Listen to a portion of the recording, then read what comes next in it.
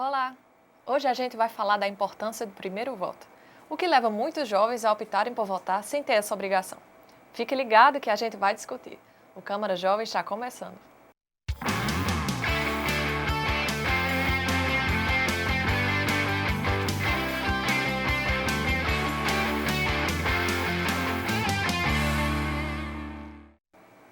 O TSE apontou uma diminuição no número de eleitores facultativos de 16 e 17 anos.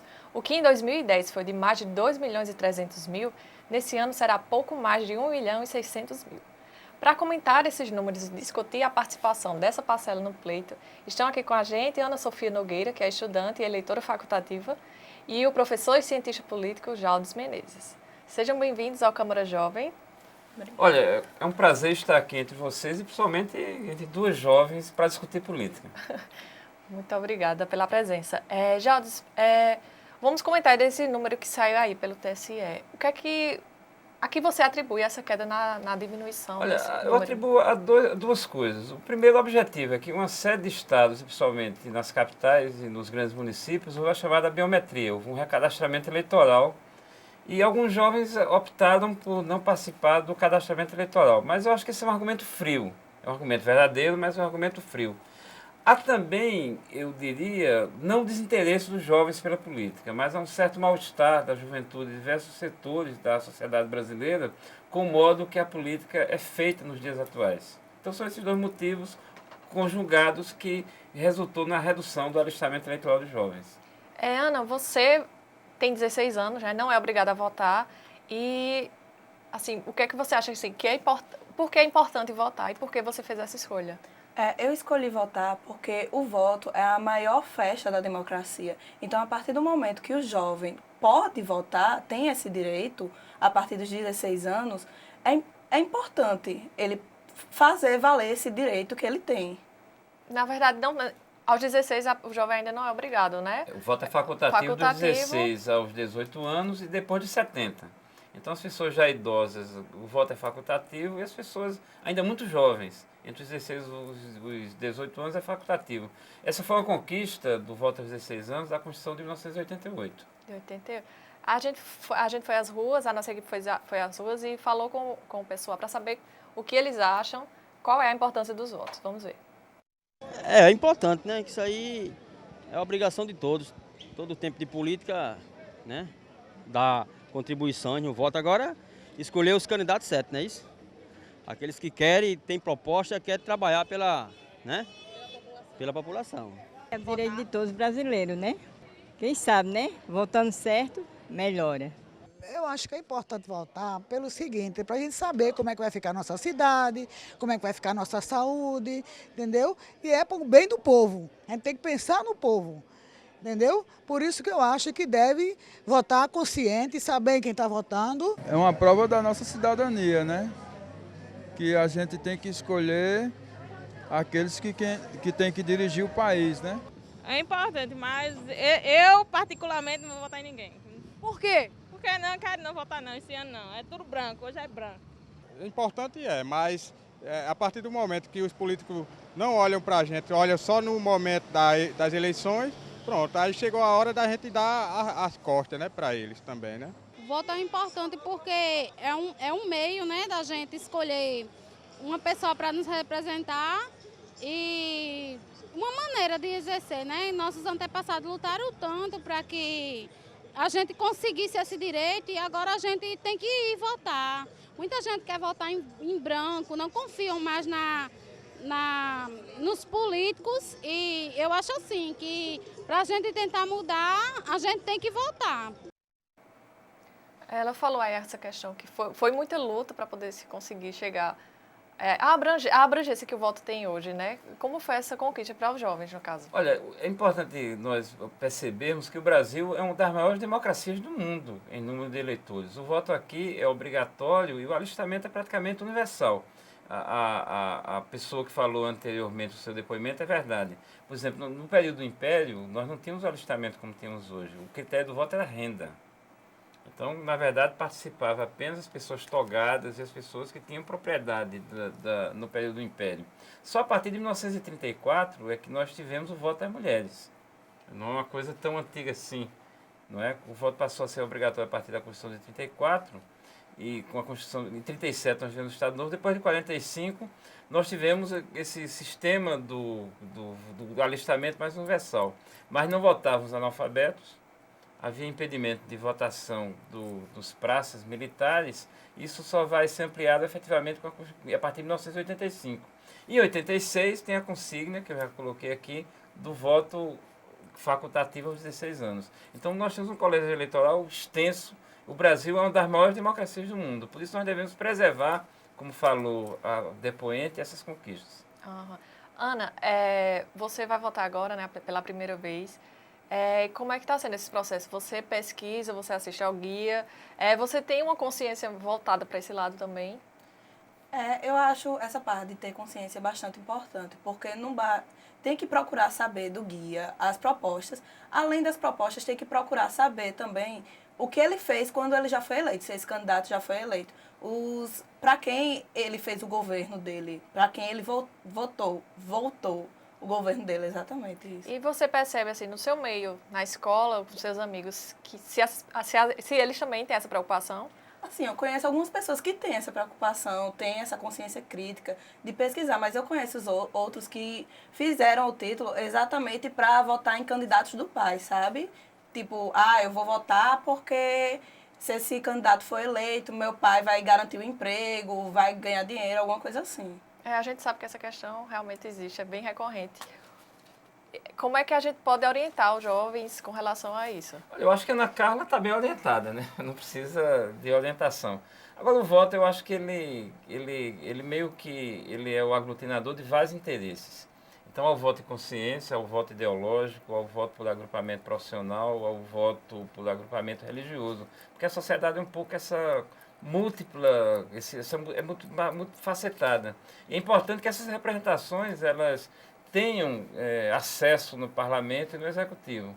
Então, eu acho que o Brasil tem uma democracia com problemas, é importante acentuar isso. Há um desgaste do sistema político, isso é um dos elementos que o alistamento de jovens diminuiu, um certo desapego, um certo desengano com a política, mas eu acho que a atitude como a Ana Carla são as atitudes positivas, a atitude de participar do debate político, de se informar, de se inteirar e votar principalmente pela consciência. Eu acho que esse é o grande voto, é o voto da consciência, o voto da identidade sua como um eventual candidato e acompanhar a biografia desses candidatos é um elemento central e o que eles fizeram, o que efetivamente eles programam como projeto de governo. Ana Sofia, só corrigir. Ana Sofia, você acredita que existam políticos bons? Acredito sim. A partir do momento que a pessoa diz que nenhum político presta, isso é uma informação generalizada e ninguém pode provar que todo político não presta, todo político é corrupto. Assim, se a pessoa procurar políticos bons, políticos que têm boas propostas, políticos que podem realmente mudar o Brasil. Então, qual o poder que a gente eleitor tem nas mãos? Olha, o primeiro poder é o do voto, mas a democracia ela também não só funciona através de eleições, ela funciona permanentemente. Então, acompanhar o trajeto e acompanhar o desempenho, por exemplo, de um parlamentar na Assembleia Legislativa, na Câmara Federal, no Senado, é algo importante. E nos executivos, que nós temos eleição esse ano de presidente e governador também, que são cargos executivos, aí são cargos até que a decisão é mais fácil, né, do que do deputado ou até do senador. A gente tem que, digamos assim, acompanhar o projeto em relação à identidade, porventura, nós tenhamos com um desses candidatos. A gente vê até a reação do público, a gente viu ali no VT, né? Todo mundo desenganado, mas realmente a gente não faz a parte da gente. A única parte a gente acha que é a obrigação, que é ir lá e votar, mas acabou ali, né, a função. Só que não acabou ali, né? A gente tem todos os outros anos. Ainda há um déficit. 4 anos para acompanhar, para saber. Há um déficit, eu diria, de participação e de politização na sociedade brasileira. As pessoas que falaram, elas mostraram um certo grau de politização, mas eu diria que a política é uma atividade complexa, não só aqui, como no mundo inteiro. Mas esse déficit também, eu acho que depende muito, isso tem um papel importante, da educação política. Eu acho que a política também tem suas regras, tem suas características, tem, digamos assim, a sua lógica. E essa lógica, às vezes, ela não é simplesmente a lógica do senso comum. E é importante também lembrar que na política estão as grandes decisões da sociedade, no nosso caso, da sociedade brasileira e da sociedade paraibana. Quando nós votamos no governador, no presidente, nós estamos, por exemplo, debatendo e escolhendo o rumo da economia do Brasil e da Paraíba. Isso não é pouca coisa. Nós estamos escolhendo o rumo da educação, da saúde, da segurança pública, tanto no Brasil como na Paraíba. São coisas muito importantes. Ana Sofia, você está estudando e pesquisando as propostas e tudo mais dos candidatos. Você já tem até em mente algum e vai a fundo nele para saber se realmente ele merece o seu voto? Assim, eu já tenho alguns em mente e sempre procuro ver todos os lados dele, tanto os lados positivos quanto os lados negativos, para ver onde compensa. E assistir os debates. Assistir debates é uma coisa muito importante, para você ver a diferença dele para os outros candidatos. É importante realmente nessa pesquisa. Essa pesquisa tem que ser feita, né, para saber se você está escolhendo a pessoa certa. Sim, a pesquisa individual a partir digamos assim, dos interesses desse eleitor e, no caso, da juventude. Por exemplo, a juventude vota, mas é importante também, quer dizer, qual a identidade da juventude em relação a projetos de poder específicos no Brasil. Essas questões são muito importantes. Os candidatos também têm que ter uma certa clareza disso. Eu diria que há um afastamento, isso é verdadeiro, hoje, dos partidos em relação à sociedade civil. Né? Isso, todos falam, isso é verdadeiro. Mas no Brasil é um país, quer dizer, que todos têm acesso à informação, tem cada vez mais, então é possível fazer boas escolhas, um pouco fazer uma pescaria, não é? E escolher efetivamente os melhores candidatos. Isso é possível ser feito. Exato. A gente vai fazer um rápido intervalo agora e já a gente continua esse papo. Até já.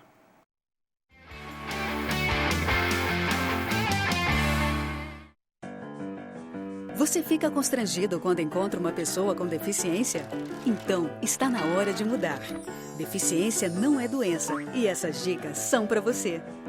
Risque do seu vocabulário palavras como surdo-mudo, surdinho ou mudinho. Use a palavra surdo para se referir a pessoas que não ouvem. Mesmo que o surdo esteja acompanhado de um intérprete, fale sempre dirigindo-se a ele e não ao intérprete. O surdo pode se comunicar com você por meio da linguagem de sinais, da escrita ou pela linguagem labial.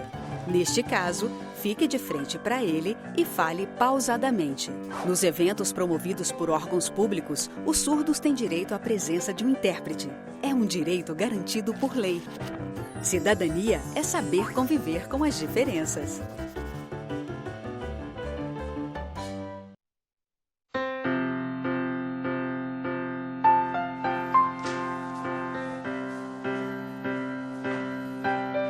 O que passa pela Câmara fica para você.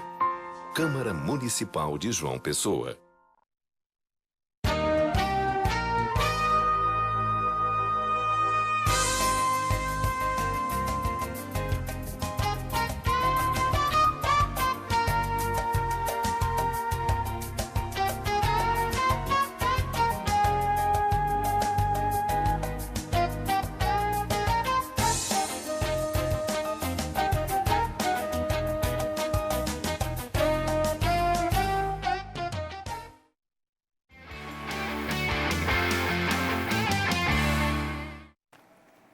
O Câmara Jovem está de volta e hoje a gente fala sobre o primeiro voto, com Ana Sofia Nogueira, a jovem eleitora, e Jaldes Menezes, cientista político. Jaldes, como é que você acha que as redes sociais estão influenciando os jovens desse quesito na questão política hoje? Olha, as redes sociais influenciam os jovens e a política em geral. Você veja, as últimas mobilizações que nós vemos no mundo inteiro, no Egito, na Tunísia, na Espanha, elas começaram um pouco pelo burburinho das redes sociais. Eu acho que as redes sociais são importantes e os políticos estão de olho nisso. As manifestações de junho do ano passado, elas também tiveram um papel preponderante nas redes sociais. Ou seja, as redes vieram para ficar no debate político. Ela é um dos elementos importantes de campanha e de debate também, os ciclos que se formam, e principalmente entre os jovens, né? Não só entre os jovens, mas principalmente entre os jovens. Então você forma ali vários ciclos de afinidades, e esses ciclos de afinidades, o debate que foi ali, certamente são fundamentais na decisão do voto. Você percebe também isso no seu ciclo? Eu percebo bastante, porque assim, até estão chamando as redes sociais agora de palanque virtual, porque tem muita propaganda política, os políticos se aproveitam, porque assim, já teve um tempo reduzido na TV e no rádio. Aí eles se aproveitam da internet para se divulgar e também tem uma parte negativa nisso. Além de divulgar suas propostas, alguns aproveitam para denegrir a imagem de outros políticos para ganhar em cima. E como é que você enxerga os políticos de hoje? Os políticos de hoje, no Brasil, a política está um pouco distorcida, não está assim como devia, o intuito que nasceu. Mas a tendência das coisas são melhorar. O que é que você tem a falar sobre? Olha, eu já falei isso aqui en passant, quando eu falei em distanciamento dos partidos para a sociedade civil. Há um anseio da sociedade, e eu acho que a partir do próximo Congresso Nacional essa questão vai ter muita força, que é de haver uma reforma política no Brasil. Eu acho que isso é um anseio importante. Agora eu só diria o seguinte, quer dizer, reformas políticas como receita, há muitas. Né? Cada um tem uma reforma política na sua cabeça. Mas é importante a sociedade brasileira, nesse debate, ela pensar qual é a reforma política que ela quer. E eu diria que o debate da reforma política, ele não é um debate só das cúpulas dos partidos, como inclusive tem sido feito até o momento. É um debate que tem que fluir de baixo para cima. Ou seja, que a sociedade, né, a sociedade civil, os jovens, as mulheres, e as etnias e tudo mais, elas peguem esse debate e efetivamente façam reforma da política do Brasil. Esse plebiscito que estava vendo até o dia 7 de setembro, essa é uma forma... O plebiscito da CNBB, de diversos organismos juvenis, da OAB e tudo mais, é uma das iniciativas nesse sentido. Os jovens, inclusive, estavam à frente. Os jovens, né, estavam muito à frente, inclusive aqui na Paraíba tem um grupo muito ativo.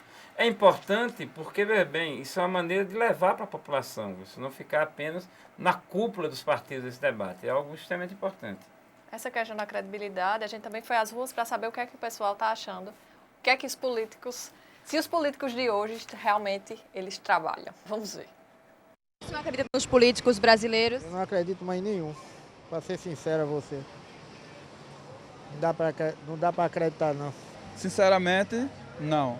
Todos nós estamos decepcionados com os políticos hoje em dia. Não adianta a gente estar dando voto em vão para não fazer nada para a gente, né? Eu não acredito porque... A gente vê tanta coisa na televisão, aquelas revistas Veja, bota tudo que está por trás dos papéis que a gente não tem o conhecimento, né? Então eu acho assim que quando você começa a ver a realidade das coisas, você desacredita em tudo, porque é muita coisa atrás. Devido ao que já vem acontecendo em termos da política, nem todos cumprem com o que prometem, né? Então eu acredito muito pouco. Eu acredito em Deus mesmo, né? Por que a senhora não acredita mais nos políticos? Todos falham, né? O homem da terra são todos falhos. Não cumprem o que falam, né? Não. Infelizmente não. Por quê? Porque é tanta falcatrua, tanto roubo, tanta decepção que a gente já está tudo desiludido. Não, nenhum. É tanto que eu estava pensando nem em votar. Porque a gente só se decepciona, somente. Não pode desistir do voto. Não vamos desistir, né? Vamos botar ou deixar do jeito que está, vamos ver como é que fica. A gente vê um desengano generalizado. A que se deve esse desengano? Olha, eu diria que esse desengano não é só brasileiro. Há no mundo ocidental um certo desengano com o sistema representativo. Agora no Brasil isso é mais grave. Isso é mais grave, eu acho que é um debate longo, mas eu vou pontuar aqui algumas coisas. O que se organizou no Brasil a partir da Constituição de 88 é um sistema político que foi conhecido como presidencialismo de coalizão. Então, o que é o presidencialismo de coalizão? Você elege o presidente da República e o governador do Estado, também o prefeito, e ele precisa de largas maiorias na Câmara Municipal, na Assembleia Legislativa, no Senado e na Câmara Federal. Essa larga maioria de partidos, de coalizão de partidos, ela é feita num sistema de barganhas. Então, por exemplo, o deputado federal, ele tem uma série de municípios, ele carrega verbas públicas para beneficiar uma ponte, um posto de saúde naquele município, isso são coisas importantes. Mas esse debate é um debate, eu diria que raso, não são os grandes debates nacionais. Por exemplo, nessa eleição agora, se você for ver a propaganda dos senadores, os candidatos ao Senado e deputado federal, eles parecem mais executivos do que propriamente ter uma proposta do debate político na forma que nós estamos levando aqui. Isso não é bem o papel do senador, nem o papel do deputado federal. Então esse sistema ele tem um ethos de corrupção. Esse é um dos elementos, digamos assim, que nós precisamos modificar na chamada reforma política. A outra questão, que é um debate interessante, é que isso é contraditório, é paradoxal também. o que se expressou ali foi o senso comum, que isso é uma coisa muito importante. Porque o que você acha da política? 100%, esse detalhe é interessante, acham que a política anda mal, que a política merece ser mudada e tudo mais. Mas se você for fazer uma enquete eleitoral, aquelas pessoas votam. E o debate interessante é o seguinte, na medida que nós vamos chegando próximo da data da eleição, vai diminuindo o número de indecisos, de votos brancos e nulos. Isso no Brasil é uma média de 18%, 17%. Você vê, a eleição do presidente da República começou com uma taxa relativamente alta de blocos de votos brancos e nulos, ela tem diminuído. Eu estava vendo uma pesquisa ontem, você tem hoje entre votos brancos e nulos na eleição do presidente da República, que começa a ficar muito acirrada, em torno de 7% a 8%. Então esse pessoal que criticou a política com razão, noutra enquete ele expressaria outra coisa, ele optaria por um candidato. É verdade. Ana, você jamais votaria em nulo ou branco? Não, eu jamais votaria nulo e branco, porque eu acho que a partir do momento que você vota nulo e branco, você está jogando seu voto no lixo. Você está praticamente contribuindo para nada. É a mesma coisa que não votar. Como é essa questão, essa diferença entre voto branco e voto nulo? É isso, eu acho que a Ana ela foi precisa. O voto nulo e branco, ele não compõe, digamos assim, o quociente eleitoral. Então são votos rigorosamente inúteis. Inclusive na legislação brasileira tem uma ideia que 50% de votos nulos. Primeiro é o paradoxal, né? Você chegar a um sistema de sufrágio universal, que 50% mais um seja voto nulo, anula a eleição, mas nem isso. A lei eleitoral brasileira nem isso. Então a melhor opção nesse caso é escolher um partido, escolher um candidato mais adequado. E se não tiver, que crie um partido ou que seja candidato. E Ana, você tem consciência do papel dos políticos na sociedade? Assim, a nossa democracia, os políticos, eles são eleitos para nos representar. A partir do momento que você escolhe um político, você vota nesse político, você está dizendo que esse político lhe representa suas ideias, representa suas ideologias. Tudo que você pensa, não tudo, mas esse é o político que melhor lhe representa. E quais as dicas que você daria para quem está assistindo, os jovens que estão assistindo e que também vão votar pela primeira vez? Que dicas você daria a eles na hora de escolher um candidato? Não, a única coisa que tem que fazer quando for escolher um candidato é ter que assistir debate, ver os guias eleitorais, pesquisar, não acreditar em tudo que escuta, nem tudo que lê. Tem que ir mais a fundo para saber se a informação é verdadeira. E Jaldes, quais as dicas que você passa? Eu acho que eu vou conectar com as palavras da Ana Sofia. Eu só queria pontuar, encerrando, uma coisa importante que ela disse. Vê bem, inclusive eu vou aqui falar de acordo até com a Constituição brasileira. O modo central de exercício da democracia no mundo ocidental e também no Brasil é a democracia representativa, ou seja, escolher o deputado, o senador e o governador. Mas já na Constituição de 88 está aberto o espaço para a participação direta. As leis de iniciativa popular, os conselhos e tudo mais. Então, eu acho que no mundo moderno e no Brasil, a gente tem que combinar a democracia representativa, que no fundo é você escolher um deputado, um senador, e a outra, a participação permanente nos mecanismos de participação social da sociedade, que é a ação direta e a democracia direta. É combinar o representativo e o direto. E como é que se dá essa A participação nos conselhos, a participação nos orçamentos, a participação nas entidades, nesse caso, juvenis, sociais, sindicais e tudo mais.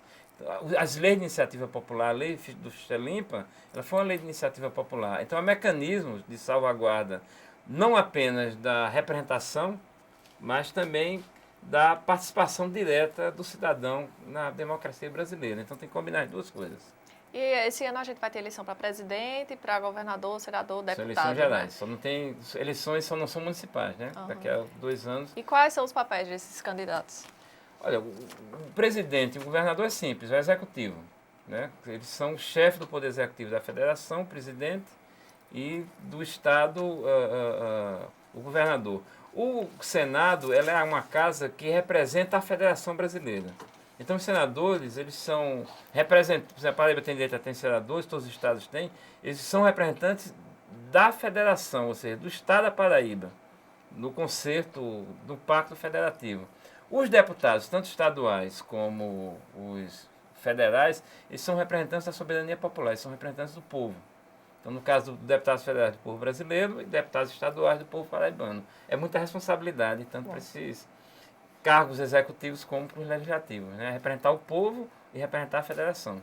Bom, a gente está já acabando e eu queria que você reforçasse novamente, ela falou as dicas dela e as dicas que você daria aos eleitores, principalmente para aqueles que vão votar pela primeira vez. Olha, os que vão votar a primeira vez, eu acho que a Ana Sofia falou muito bem, falou de maneira precisa. Ver os programas, ver o conteúdo ideológico dos partidos, ver o trajeto dos candidatos, não apenas o discurso. E se tiver empatia com um certo candidato, deve votar e talvez até participar de ações da campanha. Tá, ok. Muito obrigada pela presença de vocês. Tá, muito obrigado. Obrigada. Fiquem... O convite está aberto para vocês voltarem aqui quando quiserem. Ok. O Câmara Jovem fica por aqui. Até a nossa próxima edição.